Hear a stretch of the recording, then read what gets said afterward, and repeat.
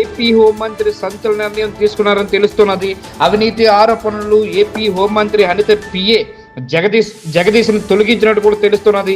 10 ఏళ్లుగా అనిత వద్ద పిఏగా పనిచేస్తున్న జగదీష్ హోంమంత్రి అనిత అయ్యాక పెచ్చిమీరిన అక్రమాలు, ప్రతి పనికి వసూళ్లు, అక్రమాలు, ఓటాలు ఆరోపణలతో ఎదుర్కొంటున్న జగదీష్ని తొలగించి ఏర్పాటు చేసిన హోంమంత్రి అనిత జగదీష్ తొలగింపుతో బాధితులు సంబరాలు చేసుకుంటున్న దృశ్యాలు చూస్తూ ఉన్నాము.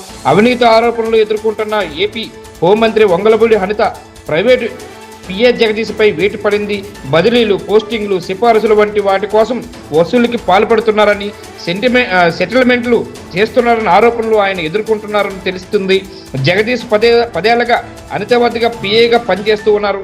ఈ క్రమంలో కూటమి ప్రభుత్వం అధికారంలోకి వచ్చాక అనిత హోంమంత్రి అవడంతో ఆయన అవినీతి పెచ్చిమీరిపోయి ఆరోపణలు ఎదుర్కొంటున్నారు. ఒక పక్క అధిక మోతాదులో వసూలు పాల్పడుతున్నట్టు తెలుస్తూ ఉన్నది. అంతేకాదు పెద్ద నాయకుడు అయినా పట్టించుకోవడం లేదన్న విమర్శలు ఉన్నాయి. మంత్రి అయిన తర్వాత అన్ని తనే అన్నట్టుగా చక్కబెడుతున్నట్టు తెలుస్తూ ఉన్నది. మద్యం దుకాణాల్లో ఓటాల కోసం లైసెన్సులదారులపై ఒత్తిడి, హోంమంత్రికి సంబంధించిన తిరుమల దర్శనం, సిఫార్సు లేఖలను తిరుపతిలోని హోటళ్లు గంపగుత్తుగా అమ్ముకోవటం వంటి ఆరోపణలు కూడా జగదీష్పై ఉన్నాయి. దీనిపై ప్రభుత్వానికి ఫిర్యాదులు అందాయి.